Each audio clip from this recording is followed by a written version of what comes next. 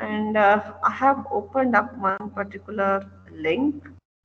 So just hold on. It is a quite nice from the PC Care. Ma'am, Yes, please. the internal is going to be Viva or return? Return.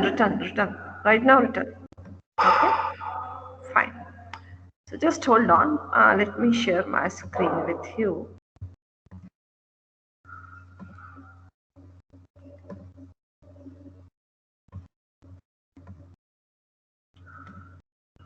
Okay. I believe my screen is visible. Hello. Yes, Yes, ma'am, ma'am. it is. Yeah. Okay. So the first thing, it's a kind of authentication attacks. You can see from my screen. Just give me a second. Just give me a second.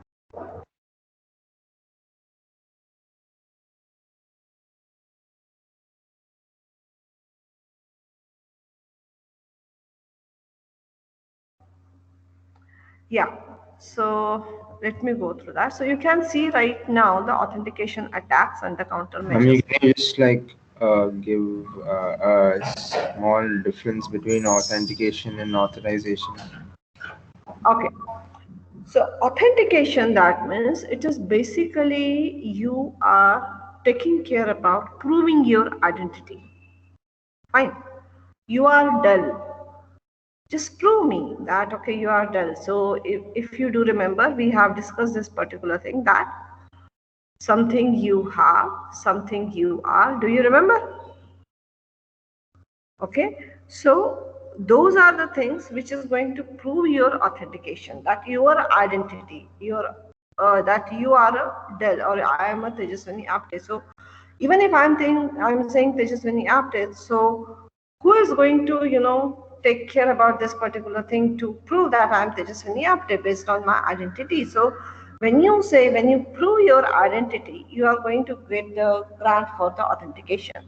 So authentication is going to be there once you prove your identity, whereas the authorization is going to take care about after proving your identity, after putting your user credentials, what are the resources you are supposed to access?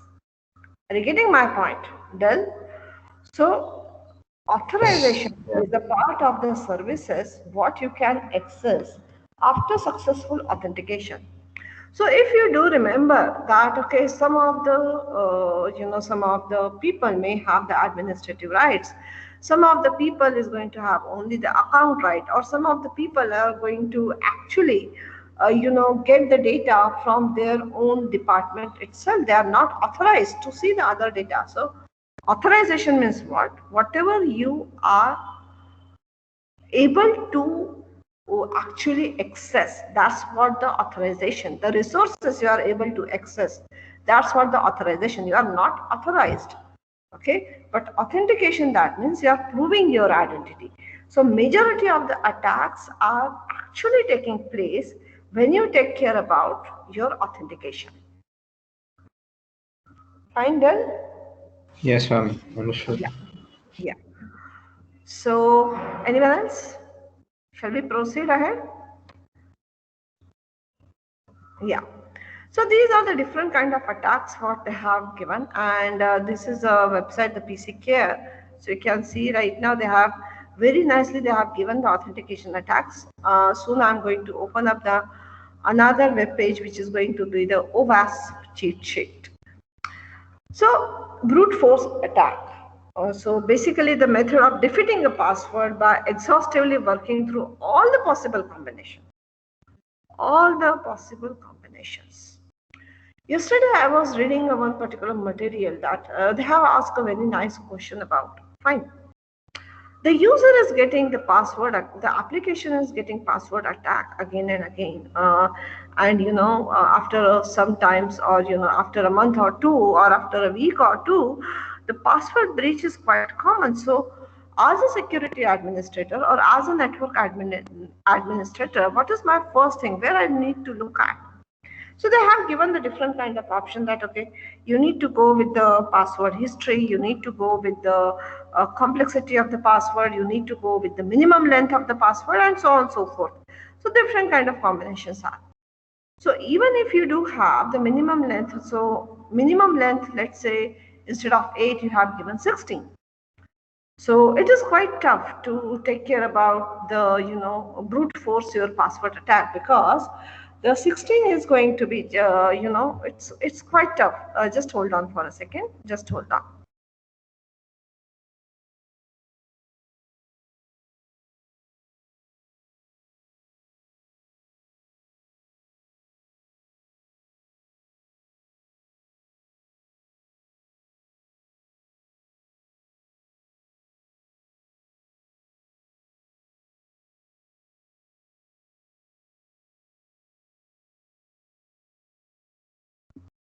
Yeah.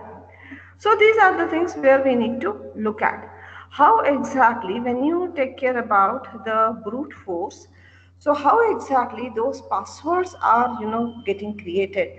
So these are the first thing what you need to understand while going through the,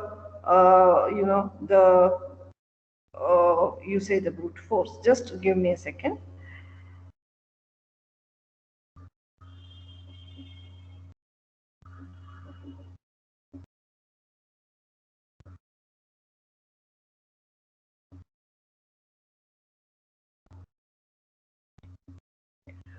Fine.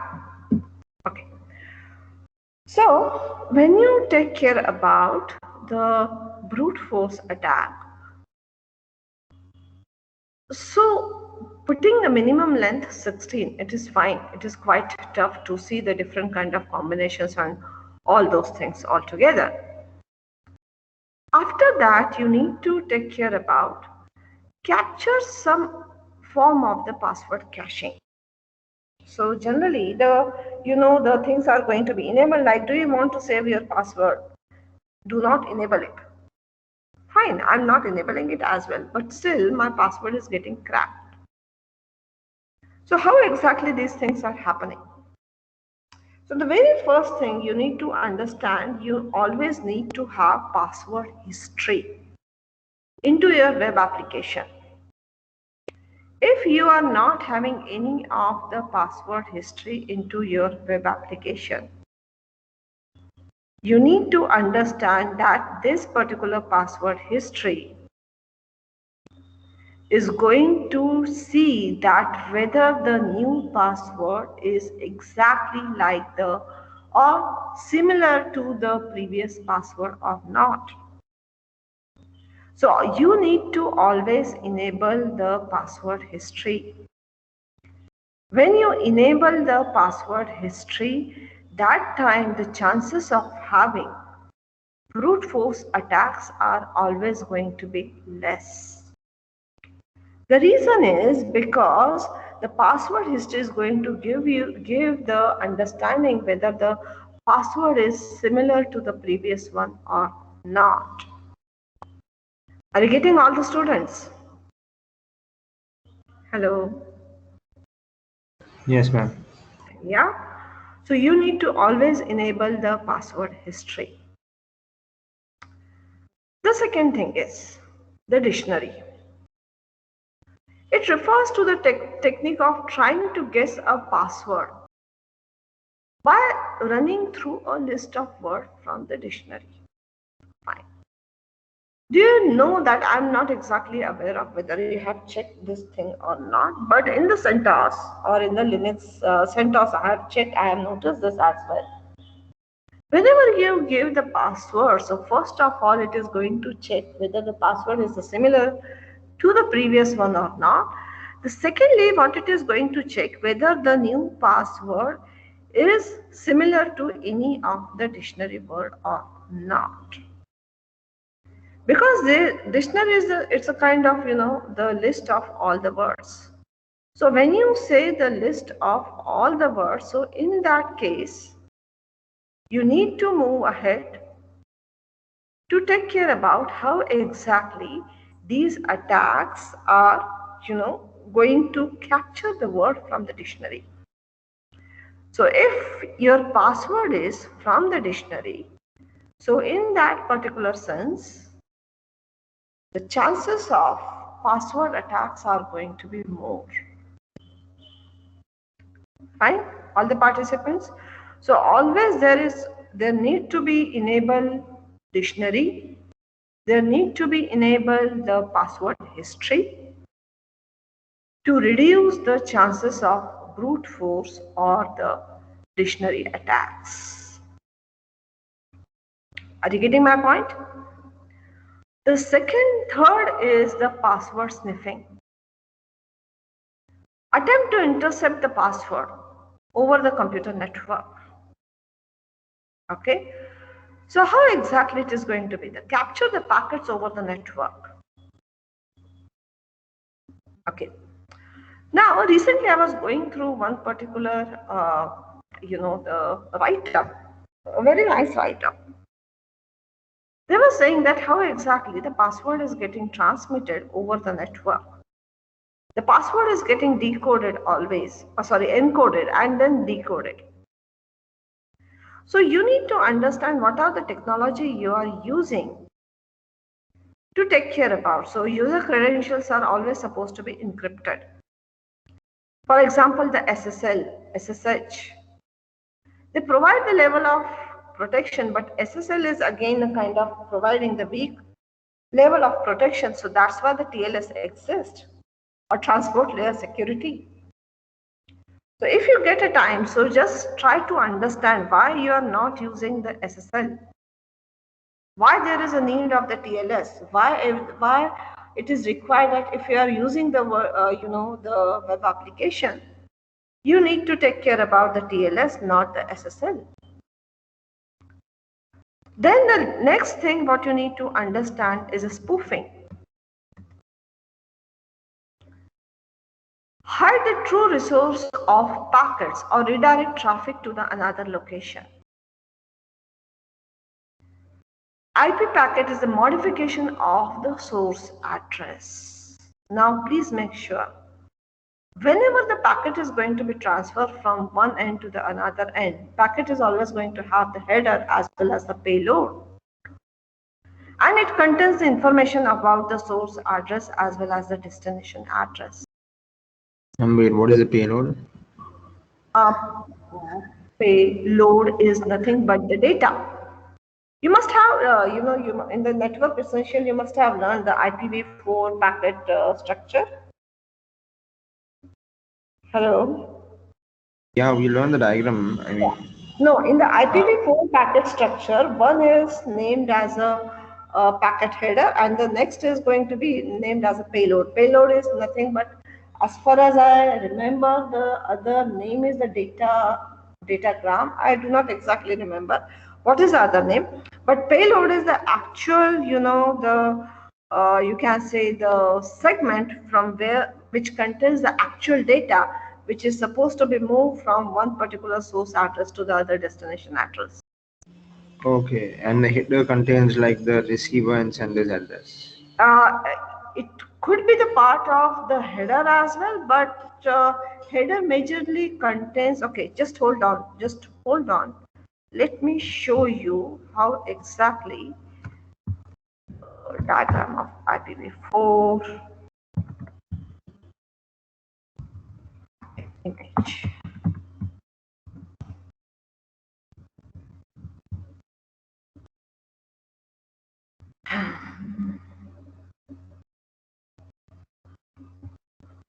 Yeah, let me share the screen.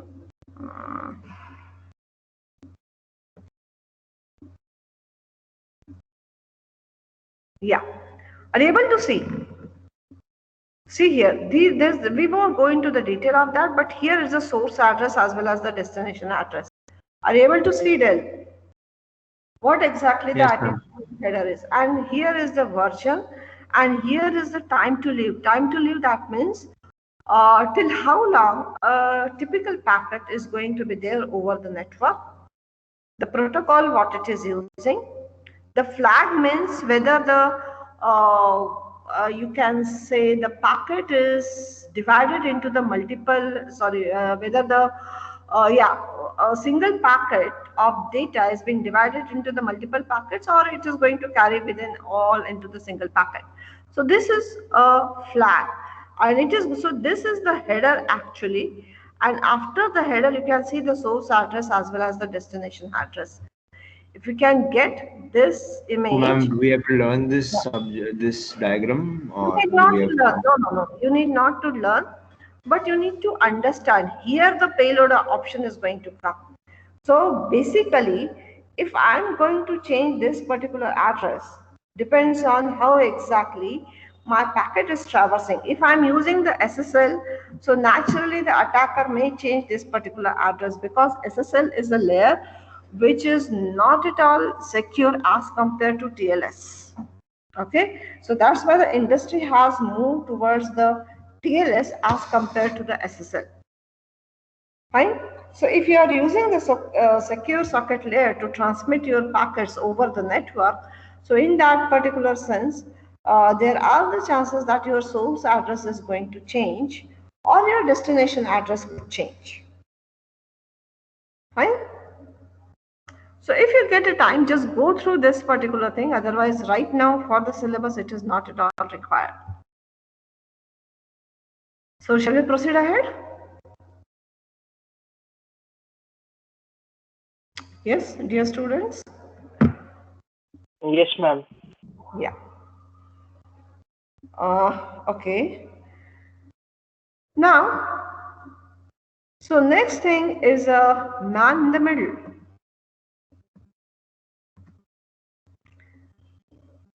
The client is fooled into the authentication to the attacker. Endpoints believe that they are communicating directly with each other, while the attacker intercepts and or modifies the data in transit. So the other day, if you do remember, we have discussed this particular thing, that there are three different kind of data. One is data in rest, one is data in motion, and one is data in transit. So right now what we are discussing the way the data is transit, and these are the things what you need to move ahead. So basically the countermeasures what you need to say: use the encrypted communication protocol, use the certificates. Now who is responsible to generate the certificate? Certificate authority, or TLS you can say, or the, if we are taking care about the LAN itself, or by the private network, self-signed certificates are really going to be good, or the PKI, what you can say, the public key identifier, as far as I remember. I do not exactly remember the full form of PKI. But yeah, so basically when you taking care about your web application, so you need to understand how exactly two web applications are going to communicate with each other. Fine.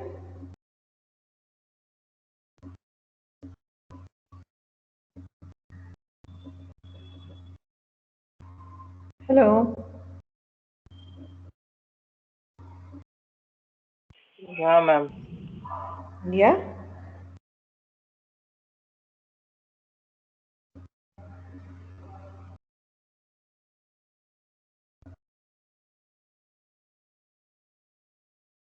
Any question?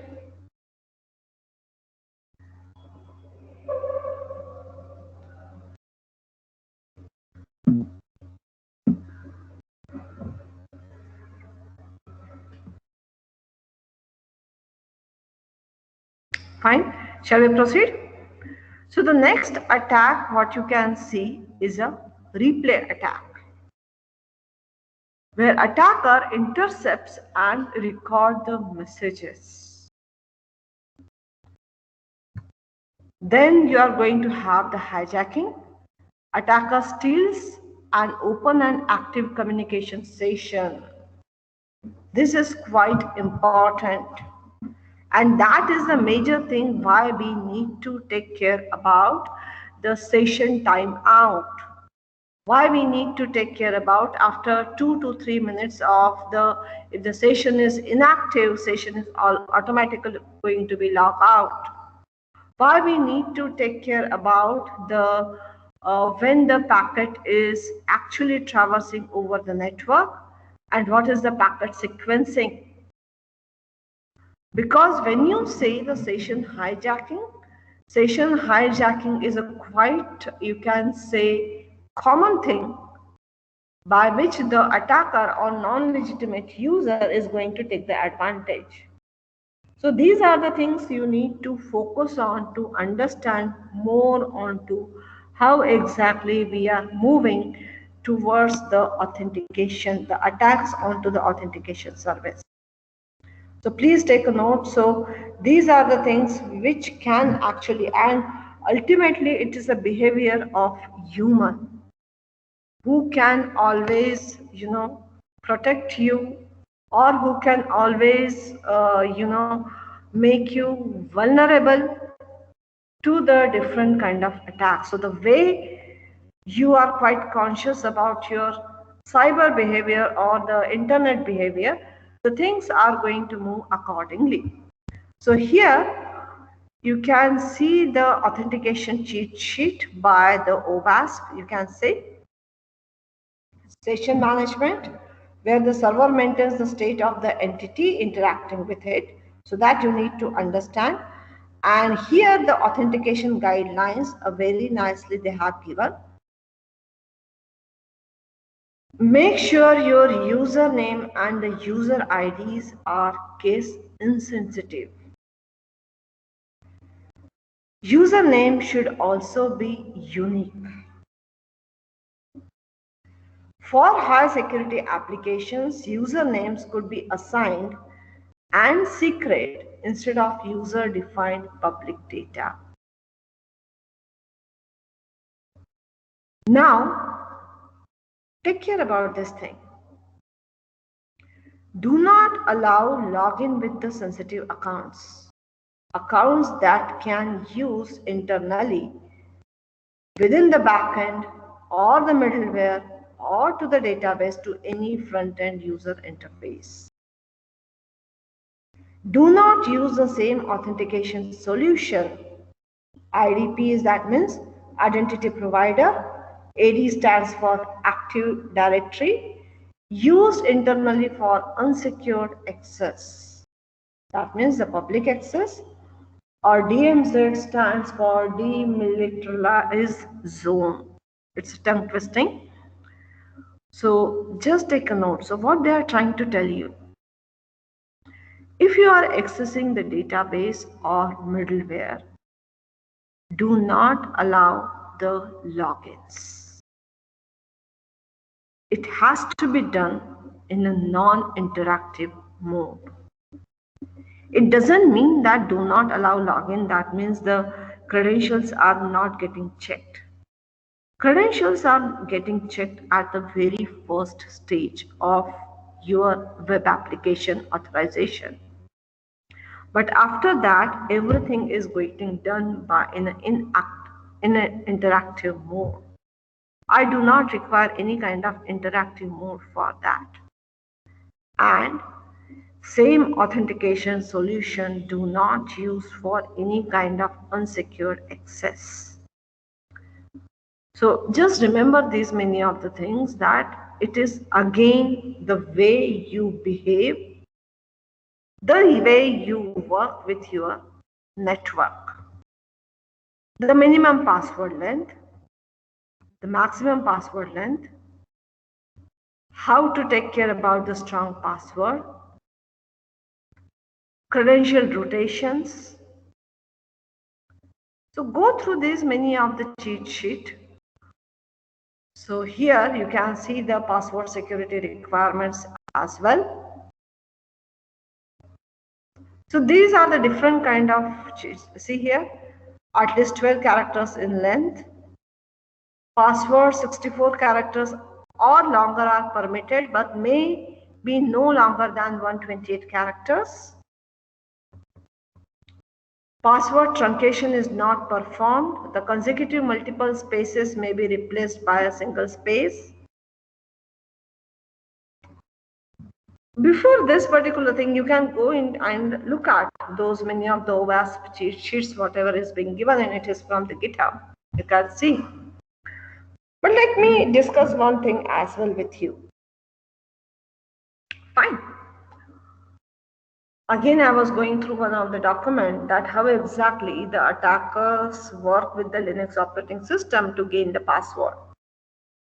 The Linux operating system password is going to be there in the /etc password.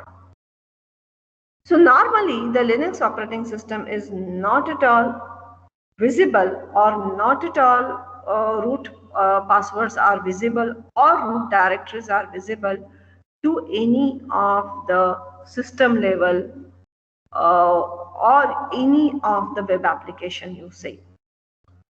If it is not available to any of the web application, how should we supposed to move on? We are supposed to move on in that particular sense that root permissions should not be or root directory should not be available to my web application. Now if it is available, so which kind of attacks it can go for? It can go for the directory attacks as well. So what are the directory attacks? Directory attacks, that means every user is aware of that /etc password contains the password of the user. So directory attacks means through the web application, I'm trying to reach to the directory attacks. I'm trying to reach to the respective directory. I'm trying to reach to the respective directory of /etc and /password. And because of that, I'm able to get the password of the respective users. As simple as that. That means there is being vulnerability which is being introduced into your web application and the root directory permissions are not set onto the Linux operating system. So through your web application, I'm able to get the password or I'm able to get the access to the /etc password as a root user. And because of that, I'm able to get the password of all the users. Or I'm able to get the information of all the shells, the the user, the group ID, the UID of all the users. So I can do those things. So this is the kind of vulnerability which is again being introduced from your web application. So ultimately, the things are with you. How you are able to introduce the, or how much lenient your behavior is to introduce the vulnerability into your applications. Are you getting all the students? So these are the different kind of case studies what we are discussing right now. But you need to understand that ultimately the responsibility is from the developers, the responsibility is from the infrastructure, that which kind of permissions they are making visible to any of the application to access that service. Fine, dear students. So let me share this link. This is through the GitHub. Just hold on.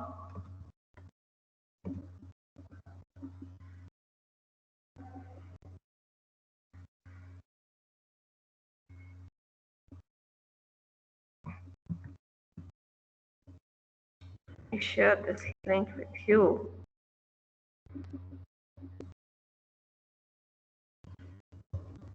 Just go through it. Fine. Any question? Are you able to follow me, all the participants? Yes, ma'am. Yeah. So let me put some of the questions for you and let me open up my Word document.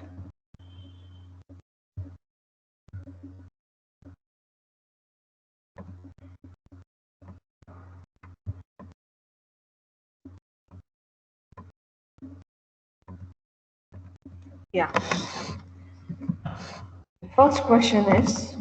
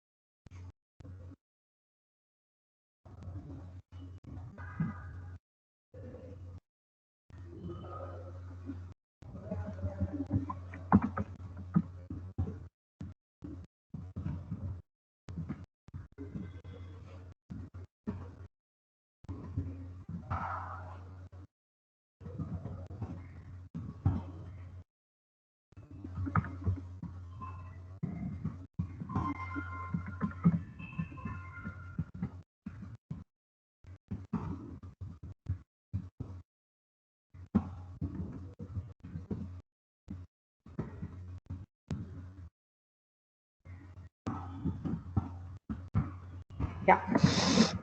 Let's go ahead and write the questions onto your notepad or Word document. Ask me any question if you do carry.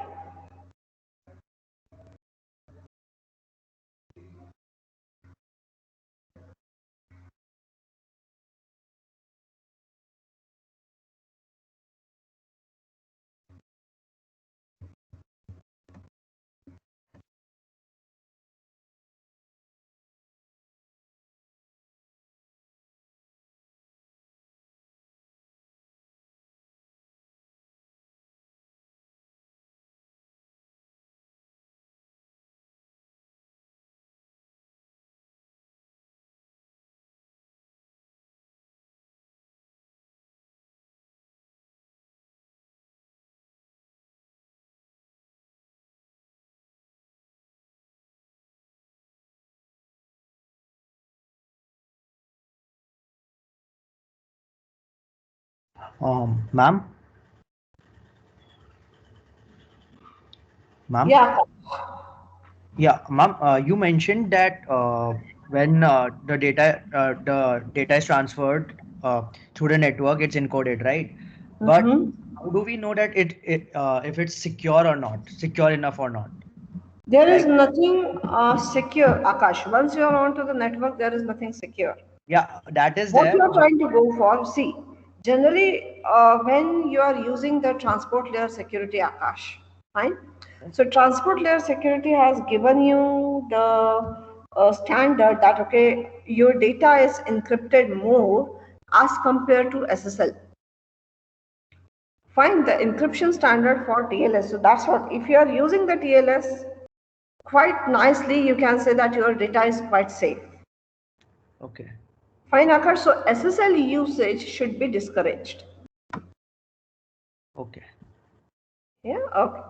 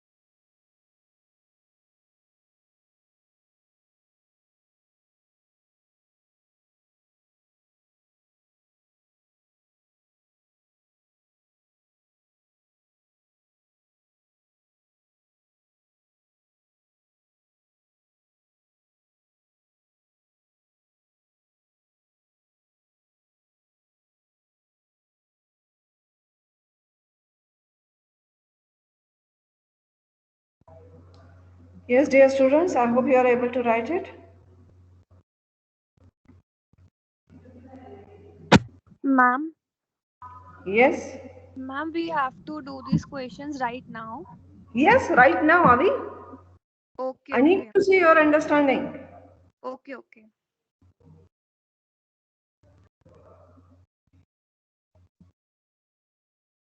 Ma'am, Yes. ma'am, where do we need to upload this? No, no need to upload because this is going to create the base for your class test. Uh, Okay. Okay. Schedule So is a- just for the practice. Exactly. Okay.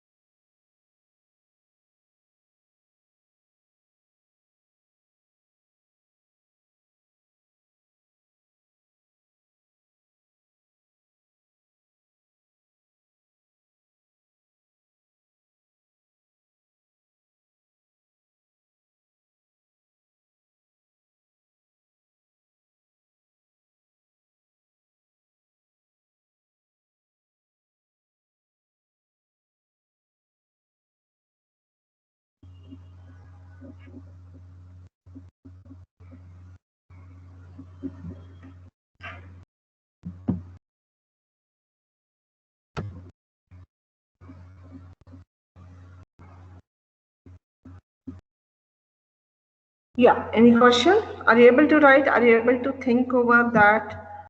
How exactly the input validation is going to take care about? What is the multi-factor authentication? Here we have discussed that something you know, something you have, and something you are.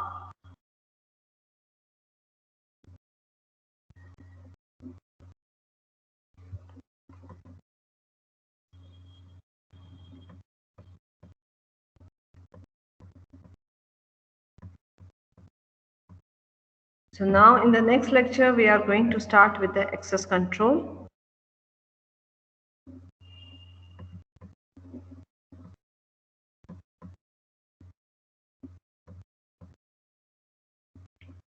Which is going to be followed by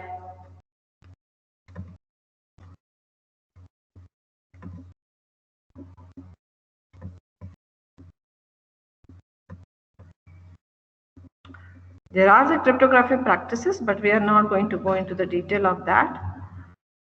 But yeah, error handling, that you need to understand that how exactly you are controlling the error handling and how you are going to study the logs. Yeah. So the next session we are going to take care about error handling, logs, and the communication security, which actually going to take care about the TLS as well as the SSL.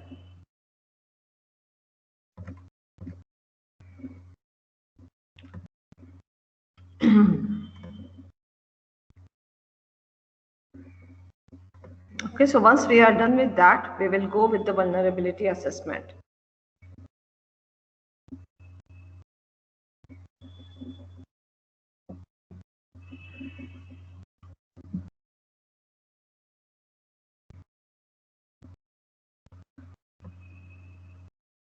Let me give you one more link.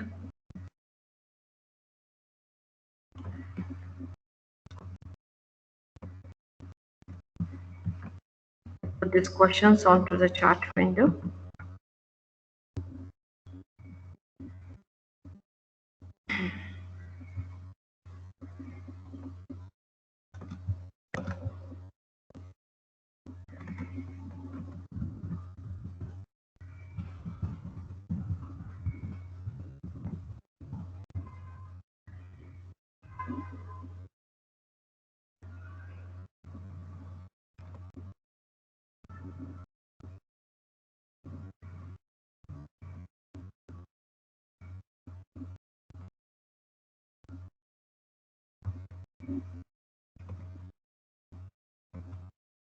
Any question? I hope you are able to write it, dear students.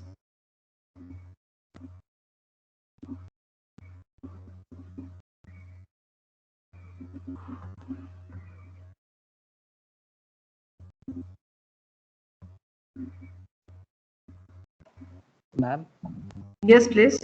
ma'am, what are the factors of multi-factor authentication? Do you know we have discussed, do you remember that something you know, that means password you know, PIN you know, something you have, that means you do have the PAN card number, then and something you are. So when you say the authentication, so first time you are going to get the password. Second thing, you may require to give the PAN card number or Aadhaar card number. Third factor, you may do require the biometric. Do you remember we have discussed this? So there are 4 factors, right? There are five, basically there are three factors, right? Something you know, something you have, and something you are. Then the fourth factor could be that some place where are you, fine. And the fifth could be that your voice, but voice is again going to be a part of something you are. So basically there are three factors what you need to consider for the multi-factor authentication.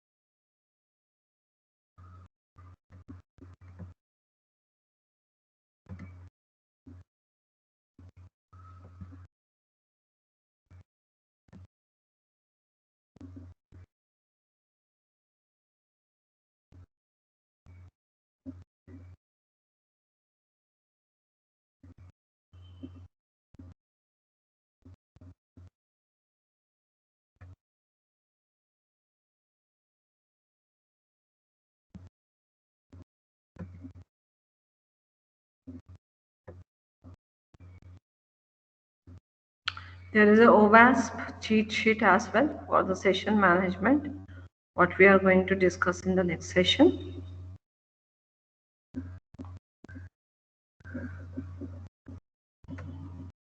So let me share this link with you.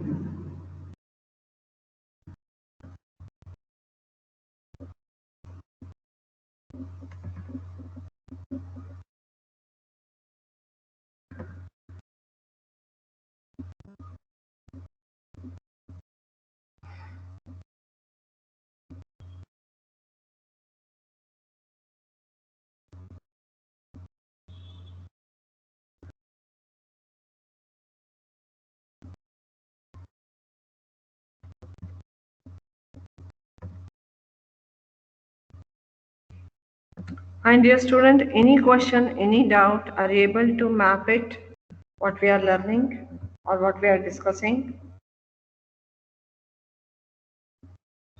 Feel free to ask me any of the question. Darren, are you with me? Yes, ma'am.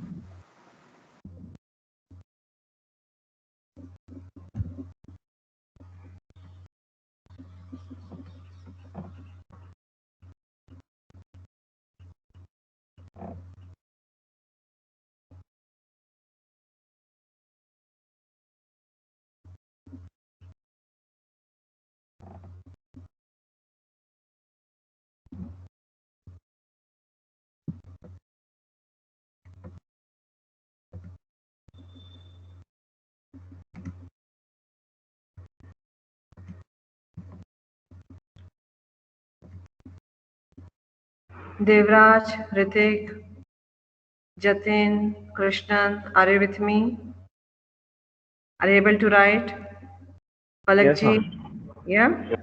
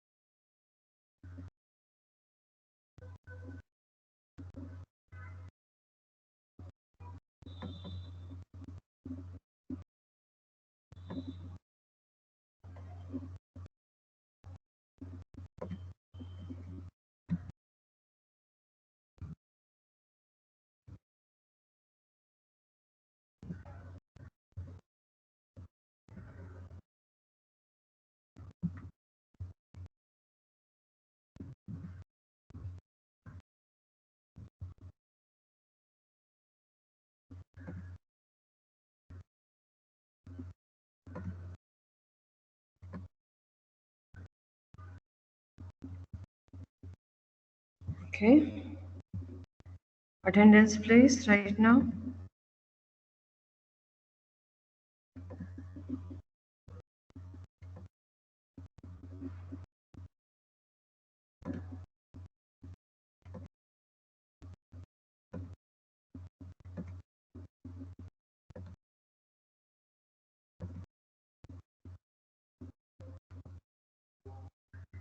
Piaranate, Present, ma'am. 9. Akshay, Present, ma'am. 15. 18. 19. Present, ma'am. 20. Present, ma'am. 24. Present, ma'am. 29. Yes, ma'am. I'm 29, sir. 29. Hello. Hello. Yeah, 29. Yes. Yes, ma'am. 29. Hello. 36. 37. 38. 38. 39. Present, ma'am.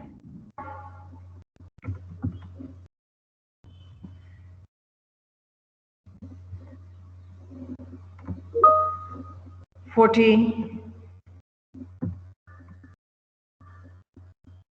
Jatin Makhijani. 44. 47. Yes, ma'am. 51. Present, ma'am. 53. 53 57. present, ma'am. 57. 57 present. Present, ma'am. 61. 64. 72. 72 present, ma'am. 73. 73 present, ma'am. 74. 74. Saima. 80. 84. 86. Sutirtha. 86 present, ma'am. 87. Present, ma'am. 89. Present, ma'am. 93. Present, ma'am. 96. Present, ma'am. 96. Ma'am, 84 present. Actually, my mic wasn't working. Yeah, fine, fine, Sukanya. Thank you, 103. Present, ma'am. 104. Yes, ma'am. 105. Yeah, 107. Ma'am, present. 107 present. 109.